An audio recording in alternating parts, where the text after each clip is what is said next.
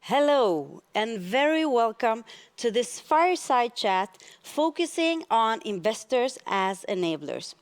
My name is Regina Sommer, and I'm the Director for Strategic Partnerships and Policy at SISP, the Swedish Incubators and Science Parks. Enablers and investors really create the opportunity for others to innovate and do what they are best at. And today, I have the honor to have Navigare Ventures in the studio with me. And so very welcome, David Sonnek, the CEO of Navigare Ventures. Welcome. Thank you very much. Thank you. Please tell us more about Navigare Ventures. Well, we are the VC arm of the Wallenberg Foundations, so that we are a part of the asset management. The foundations direct their contributions to science, so they finance basic science, but they want to be a part of the innovation ecosystem, so they have set up in their asset management also direct investments in various science-based companies. And we both know the Wallenberg Foundation very well, but for other countries around the world, what is the Wallenberg Foundation?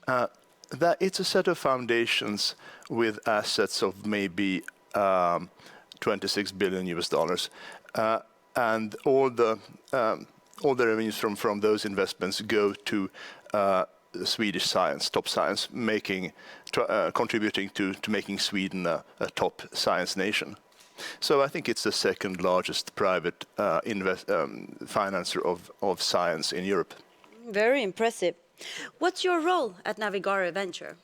I'm the CEO and helped setting up this new instrument, because I have been previously the CEO of Industrifonden, which is the Swedish national VC company, and also the head of SEB Ventures. So most of my career has been spent in investing in science and technology. And now being a part of this, creating a complete ecosystem, financing research, financing the commercialization of research, and then financing larger industries. It's a very challenging thing to be a part of, defining that last piece of the puzzle. And what companies do you look for? We look for early stage companies, so we invest from almost pre-seed, and then we try to follow on even through A and B rounds. So we can invest anything from a couple of $100,000 up to tens of millions. Okay. And what would you say are the main areas that you are interested in right now? Well, right now since we live in a very dynamical technological age, in the past 20 years, investments were very much on leveraging on the previous revolution when it came to internet and telecommunications, etc. And now we see a very unstable technology environment.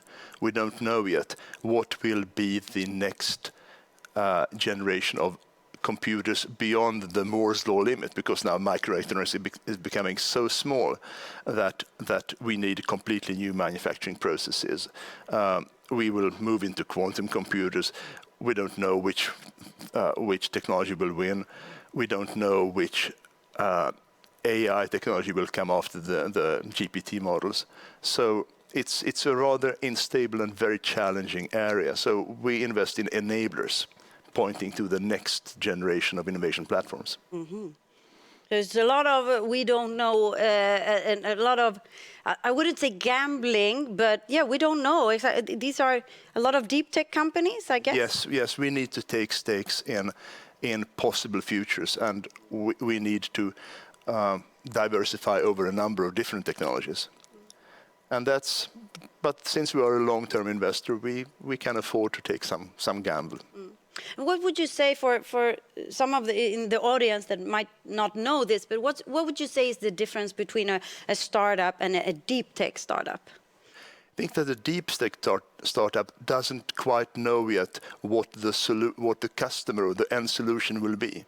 Deep tech companies are enablers, and deep tech companies maybe leverage a combination of new technologies and then provide a platform for the next stage of innovation, so that deep tech companies look at science, they look at the bleeding edge of what's technologically possible, and present it to prospective customers. And which would you say are the largest investment that you have done past years? The largest so far, we have two companies that represent at least a couple of $1 million each. One is in diagnostics, because we believe in the data-driven life science, where AI meets biochemistry. So one company is doing cancer diagnostics using metabolites, analyzing the sugars at the surface of a cell. It's really deep tech. Another company we have invested in, Enzyme, they mimic the way bacteria or the cells in our bodies create chemicals and try to put it in scale in chemical plants, because most chemical plants use high temperatures, catalysts that maybe are not very environmentally friendly, and trying to mimic the enzymes and the mechanisms inside of cells to produce chemicals in bulk. That's a part of the new biological revolution, and that's also a company which represents a rather big bulk of our investments so far. Mm-hmm. And have you seen any results from this? When did you do these investments? Well, only early last year, but already these companies, the bulk chemistry company has won its first large US customer for modifying a certain type of oil in food production. So we are trying to scale the mechanism of nature into industrial dimensions. Mm. And you've been in this business, I mean, in funding startups for quite a long time in Sweden, right? Yeah, I think my first job in venture capital was 23 years ago. So 23 years. Yeah. And what would you say are the challenges for startups and scale-ups in Sweden today? Well, maybe later stage funding, and not always, because sometimes later stage funding is fairly easy, but funding is volatile, and trying to predict when will there be a climate for good climate for funding. So that's one challenge. Another challenge is, I think, attracting talent, because we know that so many smart people would like to live in Sweden, because it's a great place to live.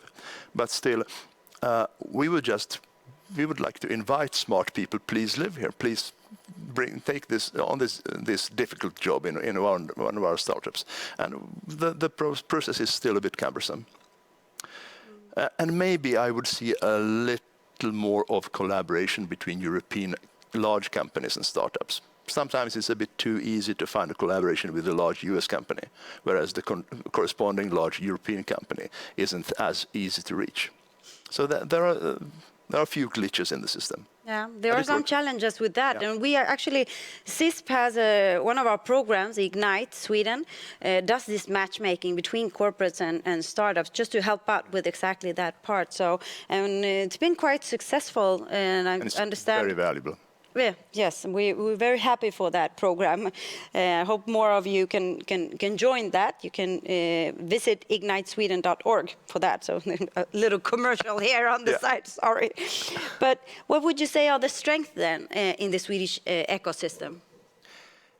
It's been a strong ecosystem for a while. It has produced a number of really great companies, unicorns that are known worldwide. So we have a very strong early stage investment climate. So there are many business angels that used to be entrepreneurs. We have repeat entrepreneurs. So we have a lot of people that know how to set up a company and how to scale it in the first few steps. And that ecosystem with strong environments, that's really a huge benefit. Yeah, and we really, I mean, we have more than 60 plus incubators and science parks all over Sweden. That is amazing. But many times, I mean, we are very good at you know, we are very proud of the fact that we are the second most, you know, or Stockholm is the second most unicorn producing region after Silicon Valley. But how can we work with the challenges in, you know, creating more unicorns in other parts of Sweden? I know that Gothenburg and Malmö are moving up a little bit, but how can we share this more around the whole country. As you say, the other Gothenburg and Malmö have improved tremendously. So it's those are also really great environments. And I think that, as I said, access to talent, attracting and retaining talent, people that are skilled in various science, technology, mathematics fields that are crucial for this next generation of technologies, and also maybe smart procurement from government and authorities. I think that there is some difference that in the US there are national institutes that procure new technology in ways which maybe we aren't as good at in Sweden and in Europe. I'm a bit envious of that. Good. And we actually, again, some commercial, we have been doing that. When it comes to Ignite, the matchmaking between startups and corporates, we have now more than 50 pilots up and running, actually, between public organizations and startups. So we're trying to help, both the public organizations to understand how they can procure innovations, because the challenges that you have, but you don't know exactly what how you can face that challenge or exactly what you're looking for. And at the same time, for startups, it's quite hard to,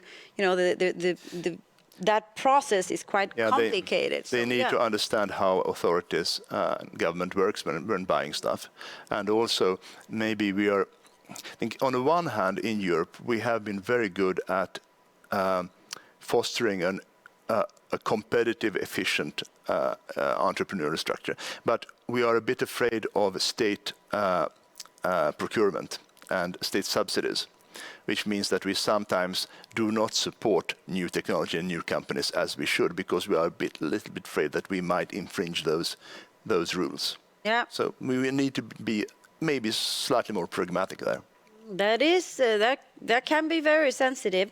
Yesterday, I interviewed Jochen Zimmermann from the German government. That like almost a year ago, they launched a national strategy for startups, and it was very impressive to hear how they are working.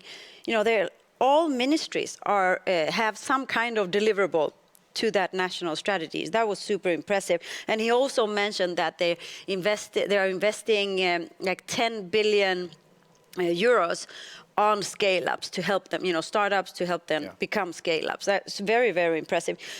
Do you think that we need a national strategies for startups in Sweden? I think so, if only to be aware that we need to continue moving. I think that we are sometimes a bit complacent. We think that we have Spotify, we have Klarna, so we are doing okay.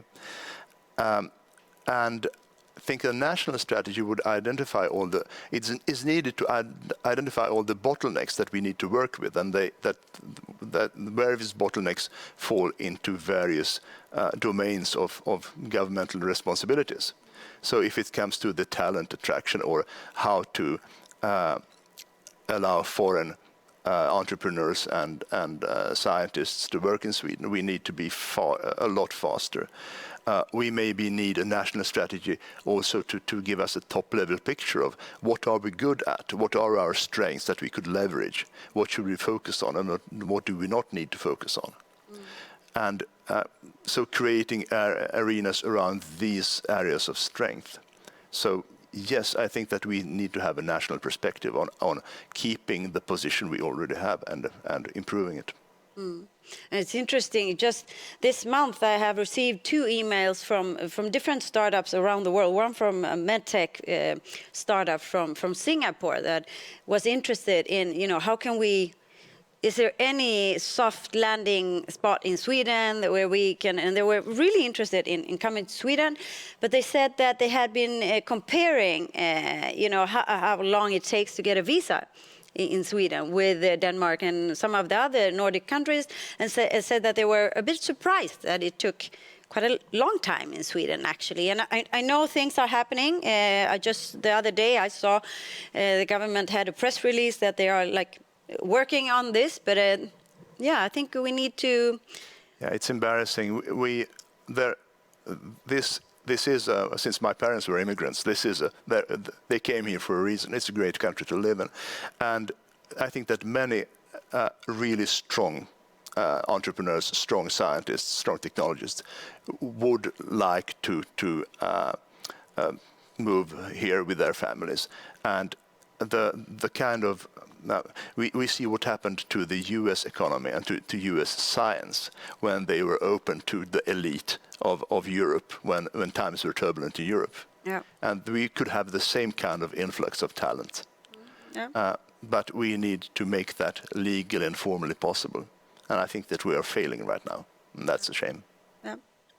And we also, I mean, I know Canada, there are great examples that we should benchmark with. Canada is a role model, yeah. Yeah.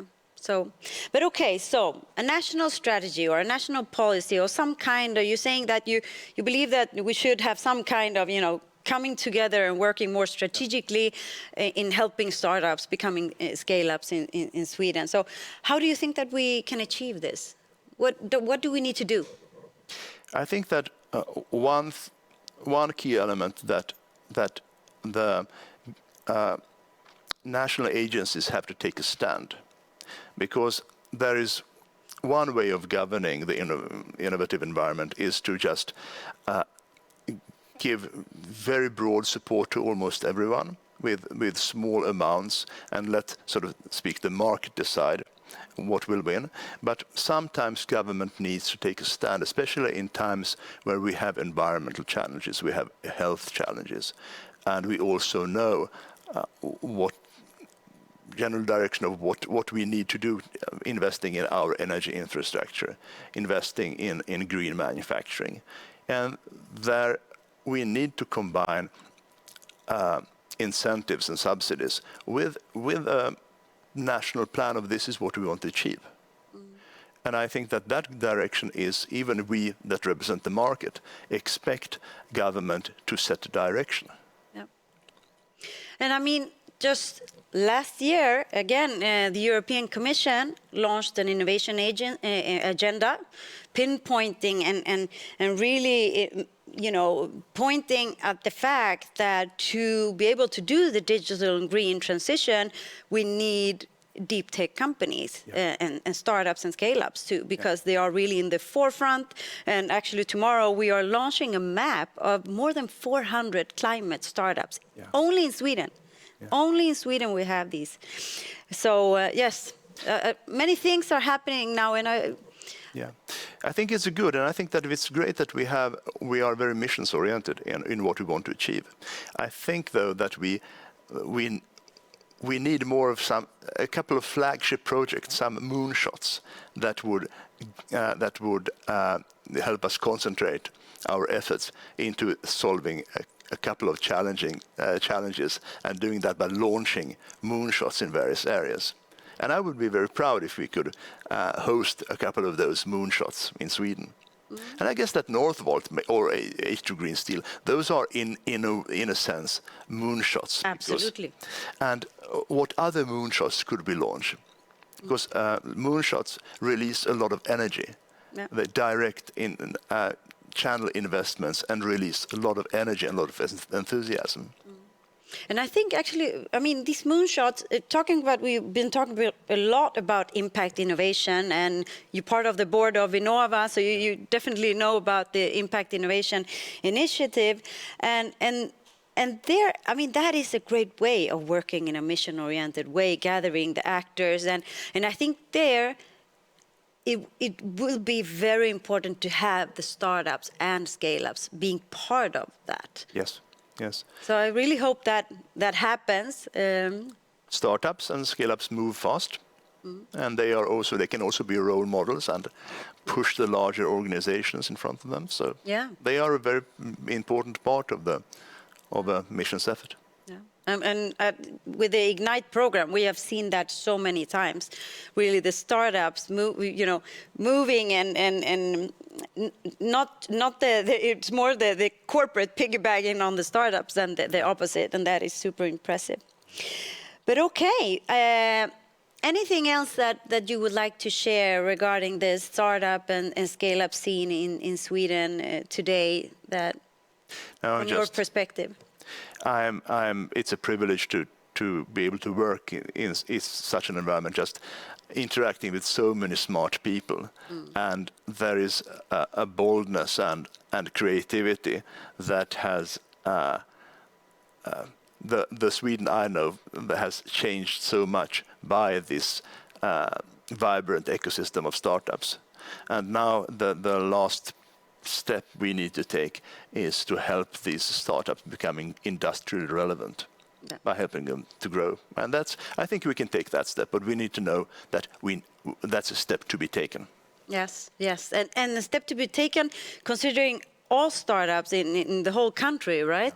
And I think that's also something that we need to work on since like almost 60 to 70% of the investments are made in Stockholm. How do we get, because entrepreneurship is everywhere, but opportunity is not. And if it's, we need to spread that all around Sweden. Yeah, and maybe we need to, capital has to be available all over Sweden and not only Stockholm.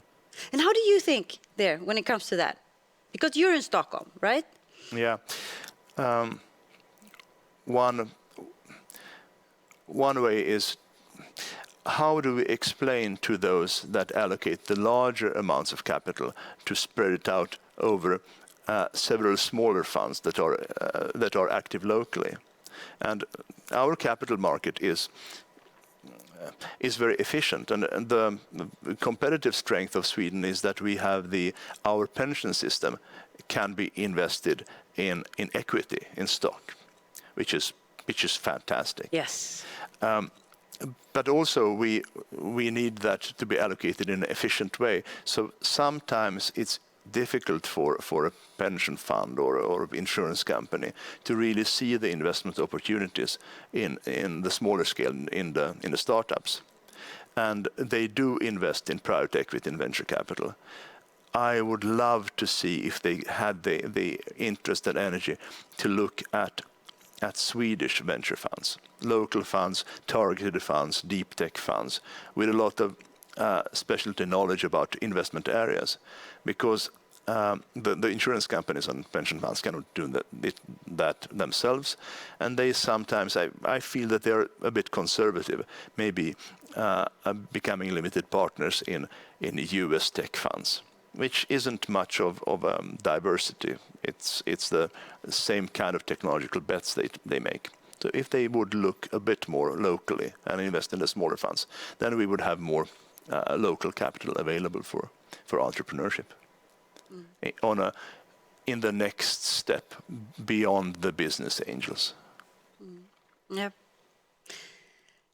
Okay, so you heard a lot of good examples and also some challenges that we have in Sweden, and also Navigare Ventures here, one of the enablers for others to innovate, for startups to scale, and a company that creates opportunity in the long run for many startups and scale-ups in Sweden. I would like to thank you, David, for joining us and sharing your experiences, and also for all the work that you do, not just in Navigare Ventures, but in all your other roles that you have in our ecosystem. I have fun and get paid for it, so it can't be any better. So, and we're very thankful for that. So thank you very much all for watching, and join me tomorrow.